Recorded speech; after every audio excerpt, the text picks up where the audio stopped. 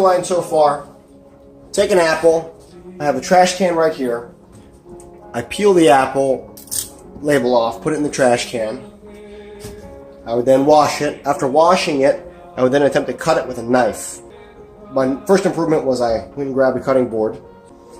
I was cutting it into quarters. In the very bottom, we put enough water just to cover the blades. That'll get the apple started. So we're adding oranges. I believe the reason it has to do with the pH of it. It needs some acid in here, and really it's for yeast nutrients. We're gonna just cut this here. Now, if I had like a cheese grinder or a zester, I'd actually zest all of the outside. The inside white rind, white part, you actually want to avoid getting in there. Squeezing out the meat, we're squeezing out the juice, and all that is doing is we are adding nutrients for the yeast. Not gonna taste anything like orange. We're just trying to get extra nutrients in there so the yeast can be happy. Right, here we are, we're pretty much complete. I did a quick cleanup here.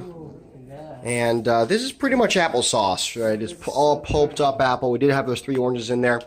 It's kind of a paste right now. I might add some liquid to it later. I don't have any measuring tools. I'm going to guess the gravity is at 1040.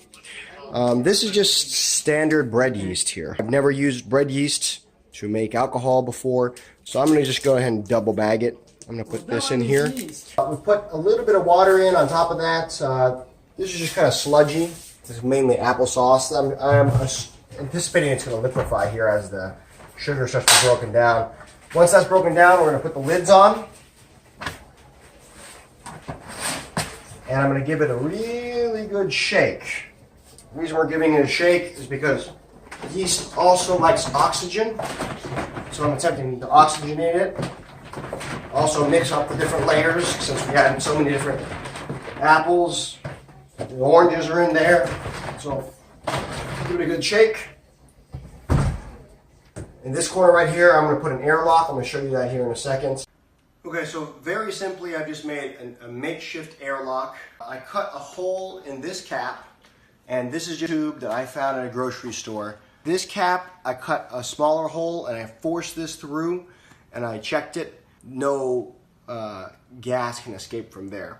As the yeast starts to eat the sugars, they're going to produce alcohol and CO2. Force that up. As it forces it up, it's going to need somewhere to go. So we've now given it relief. Well, it'll travel down here, down this tube. You want to make sure that the tube goes all the way underwater and it'll bubble. When it bubbles, it'll just escape out the top. You don't want oxygen to get to alcohol because it can spoil it. So this is a good way to ensure sanitation. If you don't have the means to do this, you could sanitize a cap, put a little piece of aluminum foil over that, but this is just an easy makeshift airlock. So anywhere that's warm, about room temperature, and away from sunlight.